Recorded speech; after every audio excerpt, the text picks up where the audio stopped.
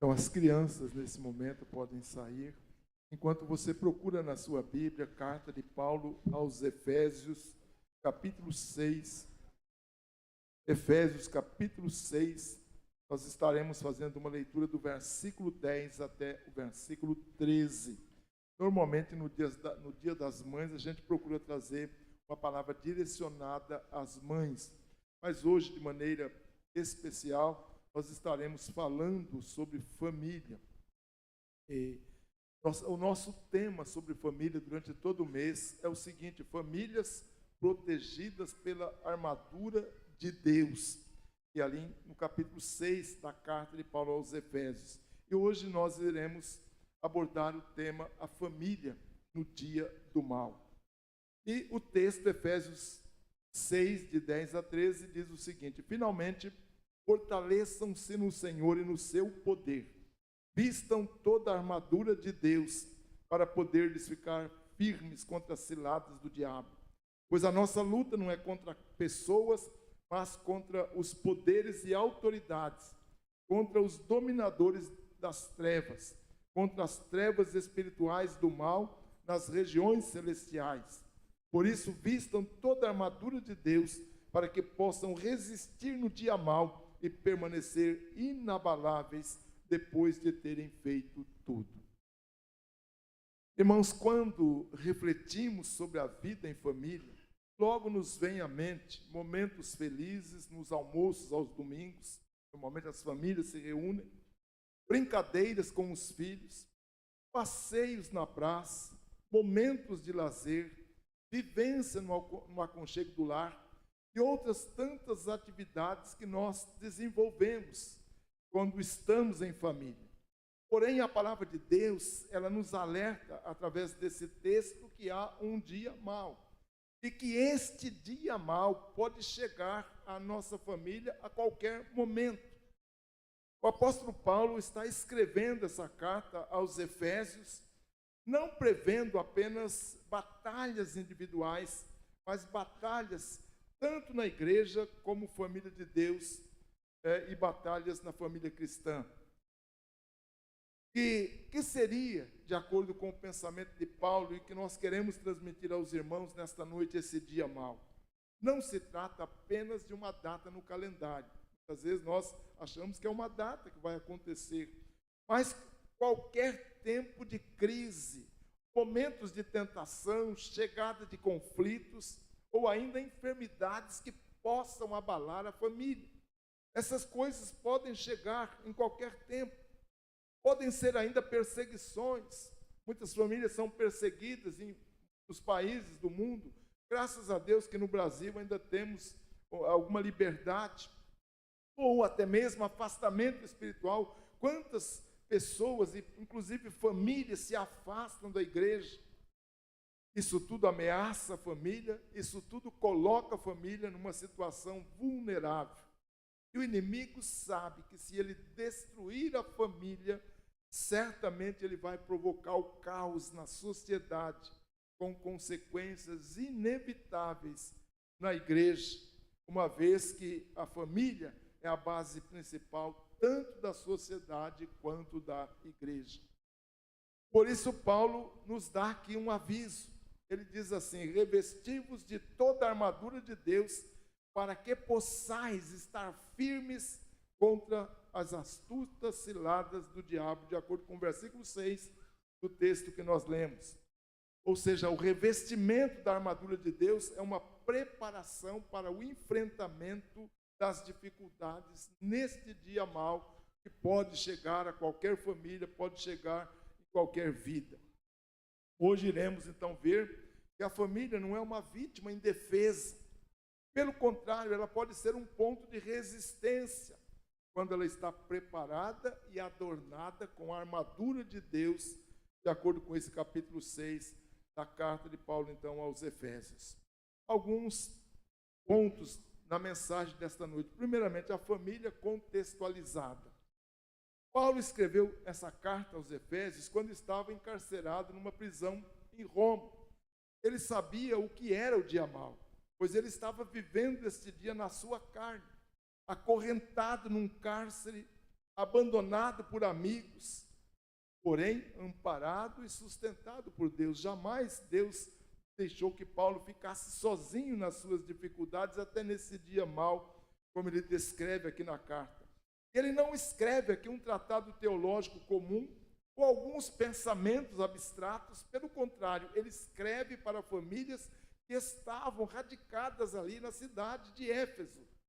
E nós queremos lembrar que esta cidade de Éfeso era dominada pela idolatria.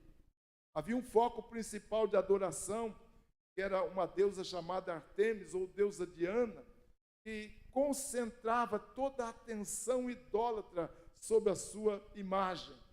E havia também na sociedade muita imoralidade, e também uma grande pressão cultural, social, greco-romana, que naquela época eram dois impérios. A Grécia exercia uma cultura forte nas cidades, e Roma era o que dominava, era o país, ou a nação dominante sobre a terra naqueles dias. Quando nós olhamos para esse capítulo 6, e agora pensando um pouco antes do capítulo 6, no capítulo 5, por exemplo, o apóstolo deu algumas instruções para a família. Por exemplo, ele falou aos maridos que eles devem amar as suas esposas como Cristo amou a igreja. Ele falou às esposas que devem considerar e respeitar seus maridos. Ele falou aos filhos que devem ser obedientes aos pais. Falou aos pais que não devem provocar seus filhos a ira. Falou aos servos e senhores que eles devem servir ao Senhor acima de qualquer outra coisa. Ou seja, sob a ótica de Paulo, o lar é o primeiro campo de batalha espiritual, onde essas batalhas são vivenciadas, são travadas e que nós precisamos estar preparados para enfrentá-las. Nesses versículos que lemos, ele revela quem são os inimigos da igreja. E é bem interessante esse versículo 12, ele fala assim: nós não temos que lutar contra a carne e o sangue, mas contra principados, potestades, contra os príncipes das trevas deste século e contra as hostes espirituais da maldade nos lugares celestiais. Ou seja, nossos inimigos reais não são pessoas, são demônios, são seres malignos que vêm atacar, muitas vezes usando pessoas, mas por detrás dessas pessoas estão esses seres demoníacos.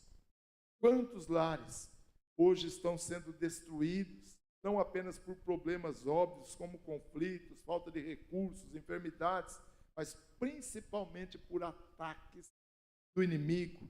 Esses ataques, eles muitas vezes chegam na forma de uma amargura não resolvida, através de ciúmes, orgulho, mentiras que o diabo semeia entre nós, principalmente entre os cônjuges, entre pais e filhos. Então, são ataques que nós recebemos. Então, essa é a contextualização da família. Segundo ponto que eu quero colocar para vocês, a família atingida. Nós temos uma expressão na língua grega, emera poneros, traduzida na nossa língua por dia mau. Essa expressão, ela não é usada somente aqui. Ela ocorre mais uma vez na carta aos Efésios, no capítulo 5, versículo 16, quando Paulo fala, remindo o tempo porque os dias são maus. Ali aparece a mesma expressão na língua grega. Não é simplesmente um dia de azar, mas um dia em que o mal vai chegar com maior intensidade. Na família, esse dia mau, ele pode aparecer uma série de fatores. Por exemplo, uma crise financeira.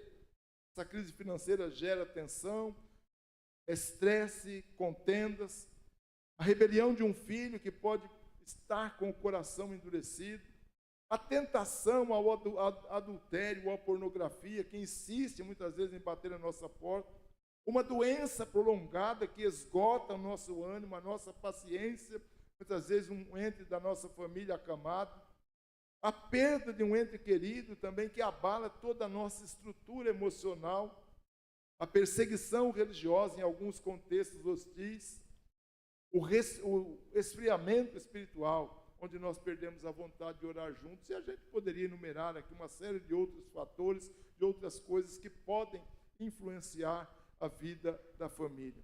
Paulo não promete que a família escapará do dia mau. Porém, ele fala o quê? Em resistência. Ele diz, para que possais resistir o dia mau e, havendo feito tudo, ficai firmes. Ou seja, a vitória não é a ausência de problemas, mas em permanecer de pé, em permanecer com fé durante a tempestade, esperando essa tempestade passar.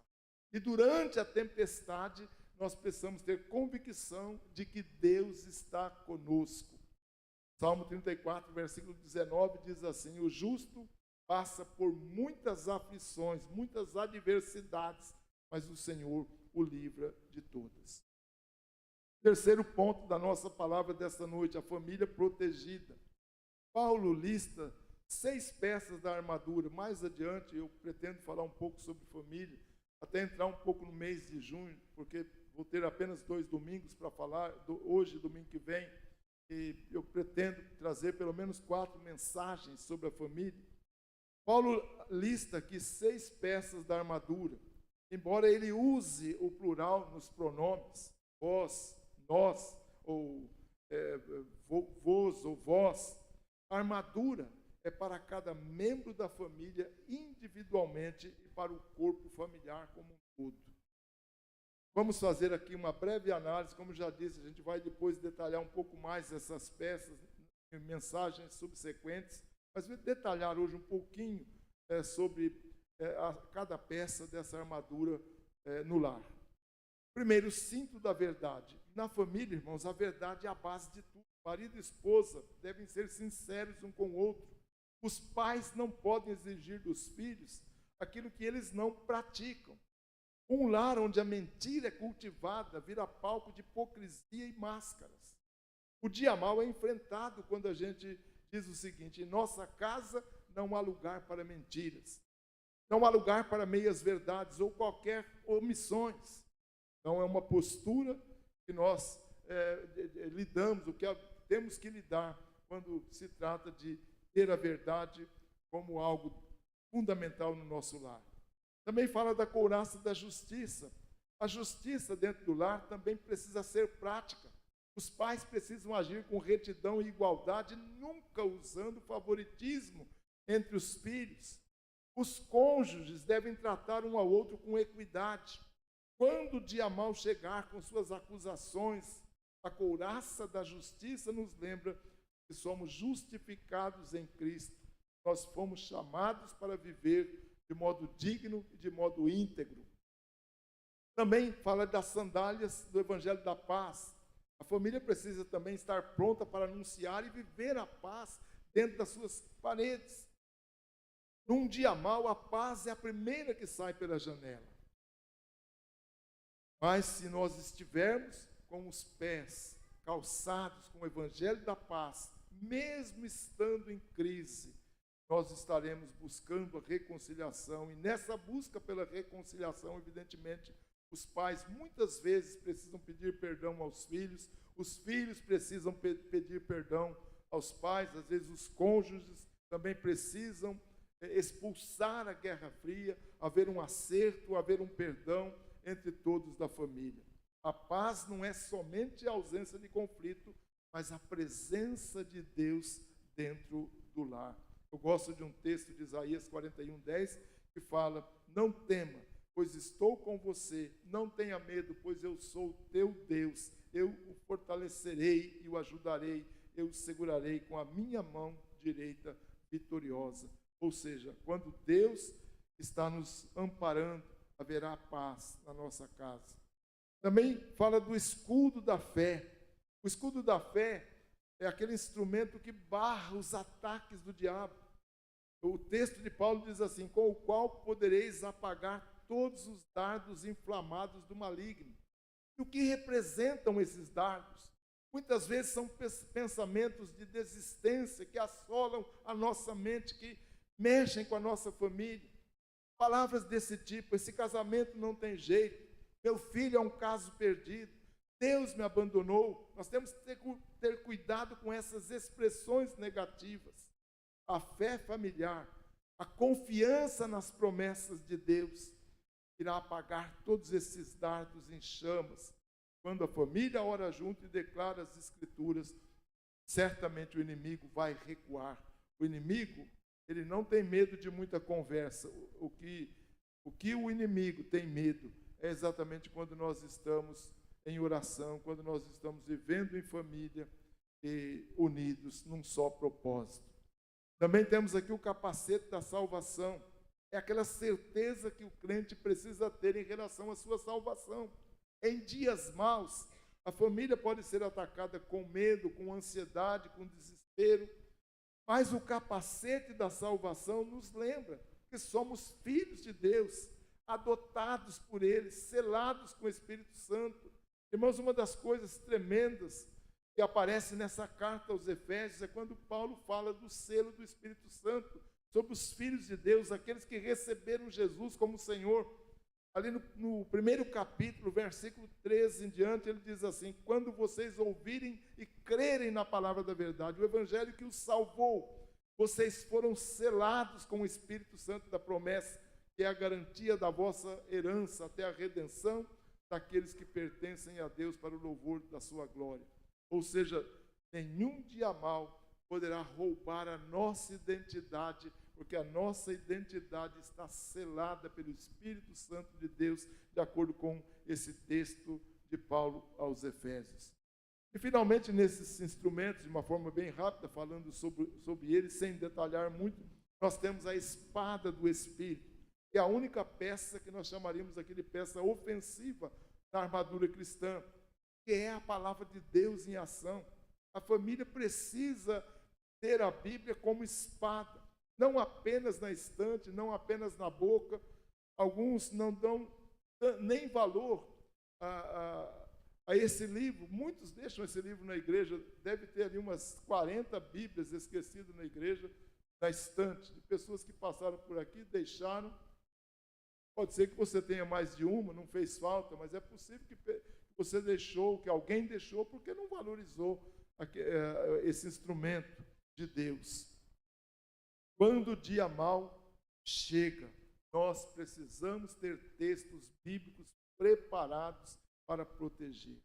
Nós precisamos muitas vezes citar salmos para os nossos filhos.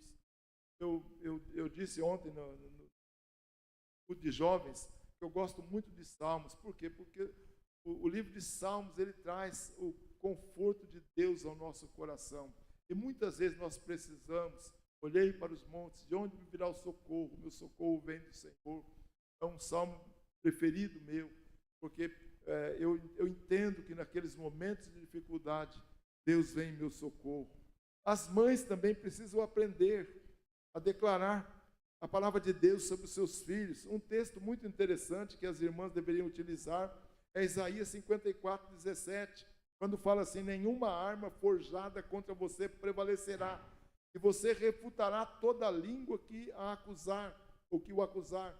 Esta é a herança dos servos do Senhor, essa é a defesa que faço do nome deles, declara o Senhor.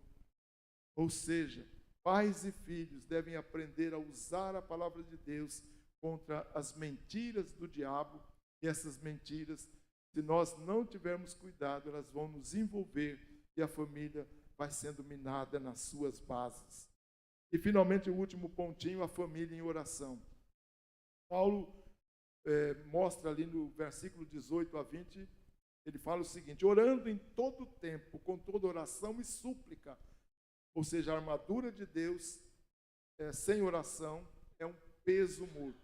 A família que não ora junto, ela está desarmada. Ainda que você tenha toda essa armadura sobre a sua vida, você precisa orar. A oração é a chave do poder. É a chave de nos mantermos saudáveis na presença de Deus. Uma sugestão prática aqui em relação à oração é a seguinte: estabeleça um momento de oração em família, nem que seja apenas 5 minutos. Orem juntos antes de dormir, antes das refeições, antes de decisões importantes. Porque quando o dia mau chegar, vocês já terão assim uma trincheira cavada na graça de Deus, não naquilo que nós merecemos, mas na graça de Deus. É a graça de Deus que nos cobre e Ele sabe o que nós necessitamos. Eu termino aqui com uma ilustração da família de Jó. Jó tinha uma família estruturada. Essa família de Jó era uma família abençoada. 6 filhos, filhas, muitas propriedades, muitos bens. Mas chega o dia mau da família de Jó. E ele perde tudo. Ele perde seus bens, ele perde seus filhos, ele perde a sua saúde. E a sua esposa, ao ver o sofrimento do seu marido, e também esmagada pela dor, porque eu acredito que ela estava participando do mesmo sofrimento, como companheira dele, ela disse o seguinte: Jó, só tem uma saída, amaldiçoa o teu Deus e morre. Não é nem o meu Deus, amaldiçoa o teu Deus e morre, porque provavelmente ela já estava descrente de Deus. A família de Jó foi atacada no alicerce, mas Jó resistiu. Em Jó 2,10, ele fala o seguinte para sua mulher: temos recebido o bem de Deus, não receberíamos também o mal? E em Jó 19,25, respondendo críticas dos seus falsos amigos, ele disse o seguinte: eu sei que o meu Redentor vive e no fim se levantará sobre a terra, e depois que o meu corpo estiver destruído e sem carne, verei a Deus. Eu verei com os meus próprios olhos, eu mesmo e não outro, como anseia no peito o meu coração. Olha que convicção. Ele estava terrivelmente destruído, seu lar destruído, seus bens destruídos, sua saúde abalada. E mesmo assim, ele tem essa convicção. E nesta convicção que ele teve, mais à frente você vai perceber que Deus novamente o abençoa, a sua família é restaurada. O que eu quero dizer para você é que ainda que a sua família esteja sofrendo ataques, que ainda que você esteja vivendo o dia mal, saiba de uma coisa: que o Deus que nós cremos é o Deus que restaura. Assim como a família de Jó foi restaurada, a sua família também pode ser restaurada. E a você que não é crente ainda, você não deseja fazer parte da família de Deus? Acima da nossa família tem uma família maior, que é a família de Deus. Jesus disse: a minha família são aqueles que creem em mim e me obedecem. Então, se você deseja fazer parte da família de Deus, com a sua família em particular, você precisa crer. Jesus é o Senhor. Jesus é o Senhor das famílias, e é Ele quem salva tanto vidas individuais, como salva também as famílias. Que Deus nos abençoe. O pastor Marquinhos vai estar orando nesse momento. Eu quero te convidar a se colocar de pé para nós orarmos neste momento.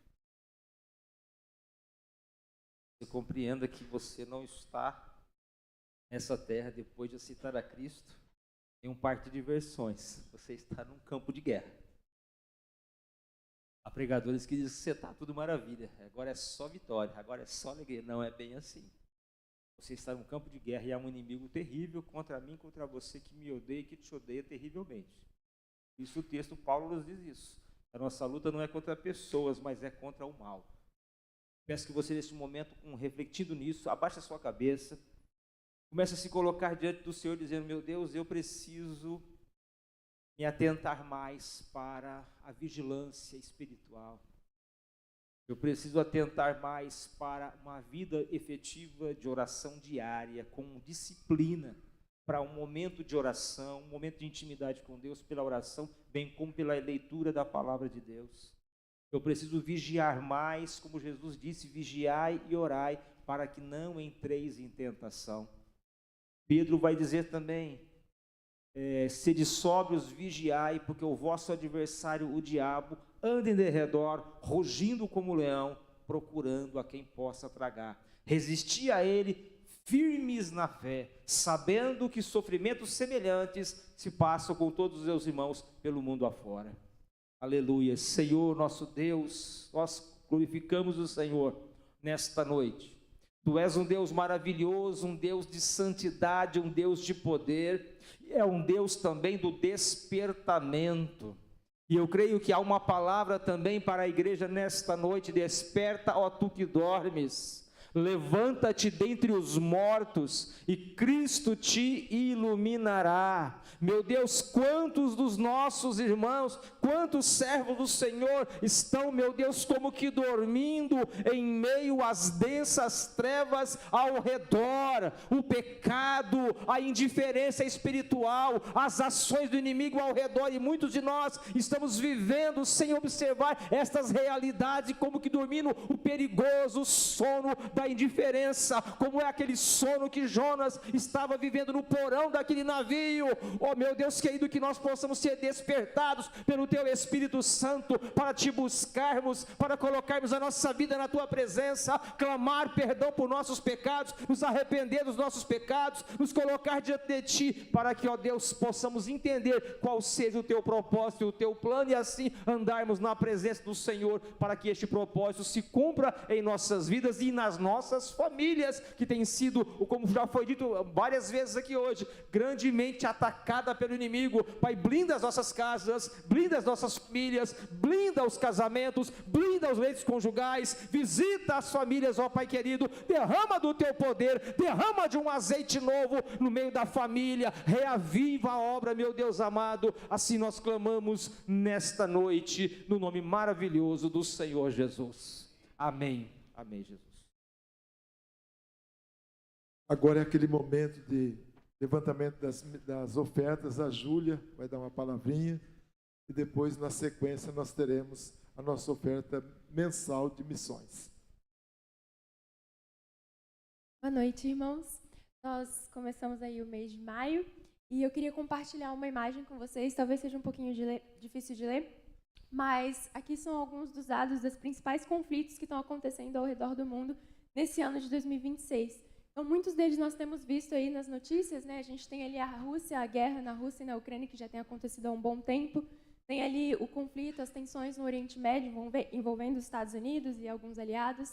Tem a guerra civil no Sudão, guerra civil também na Síria. Tem conflitos ali na Etiópia, Somália e Nigéria. E no Haiti, com uma crise de segurança, que tem gangues armadas controlando mais da metade do país. Então, pensando nisso, o nosso foco de oração para esse mês de maio vai ser orar exatamente por esses países em guerra. Então, na nossa imagem, a gente colocou alguns pontos principais para a gente poder lembrar de orar. A gente tem ali: ore pela paz, ore pelas pessoas, ore pelos líderes e ore pela igreja. Às vezes, por ser uma realidade muito diferente da nossa, a gente acaba se esquecendo de orar por esses países, mas então que durante esse mês de maio você possa separar um tempo todos os dias para que você possa orar por esses países. Tem muitas pessoas que sofrem, pessoas inocentes que sofrem, que perdem suas famílias, perdem tudo por conta desses conflitos, por conta da guerra. Então, que durante esse mês de maio você realmente possa dedicar um tempo com a sua família, em oração, principalmente pelos nossos irmãos e irmãs que estão nesses países sofrendo as consequências desses conflitos. Então, agora a gente vai ter o momento da entrega, da oferta de missões. Enquanto o louvor toca uma música, vocês podem entregar a oferta e logo em seguida o pastor vai estar orando pela oferta.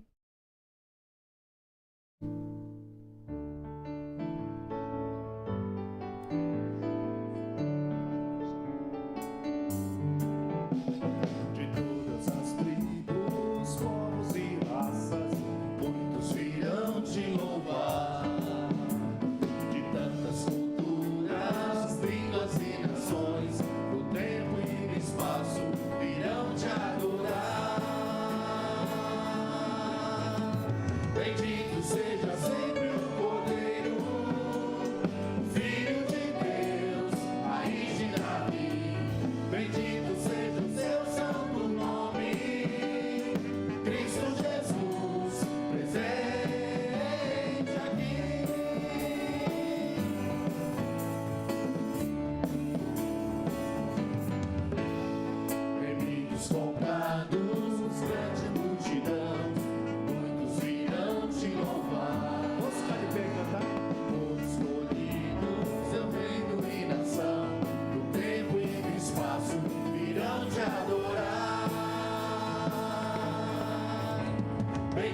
seja sempre o Cordeiro, Filho de Deus, raiz de Davi. Bendito seja o seu santo nome, Cristo Jesus, presente aqui.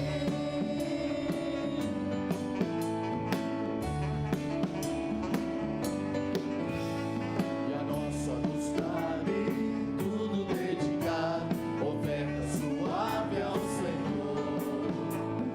Dons e talentos queremos consagrar, é a vida no seu altar, pra teu louvor. Bendito seja sempre o Cordeiro, Filho de Deus, raiz de Davi. Bendito seja o seu santo nome, Cristo Jesus, presente. Bendito seja sempre o Cordeiro, Filho de Deus, raiz de Davi. Bendito seja o seu santo nome, Cristo Jesus, presente aqui.